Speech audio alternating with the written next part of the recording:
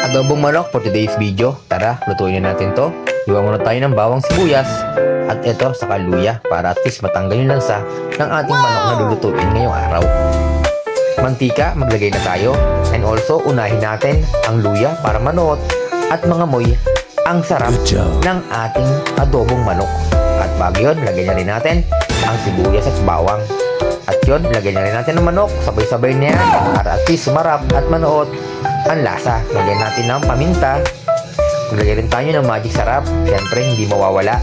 And then also, maglagay din tayo mga kasipag ng mas masarap dyan. Nilagyan ko rin pala yan mga kasipag ng Knorr cubes para at least mas malasa at lasang-lasa mo ang manok. Kaya eto, lagyan na natin. Maglagay rin tayo ng pampagana, ang chili powder. Siyempre, lagyan natin ng toyo para mas manuot na at malasahan na natin to ng ating adobong manok. And also, maglagay na rin tayo ng oyster sauce para at least kompleto ang ating adobong manok. Lagay na rin tayo ng tubig galing sa ating paper. Ito na nga ang finished product mga kasipag. Kaya huwag mo kalimutang follow and share sa aking page. Salamat!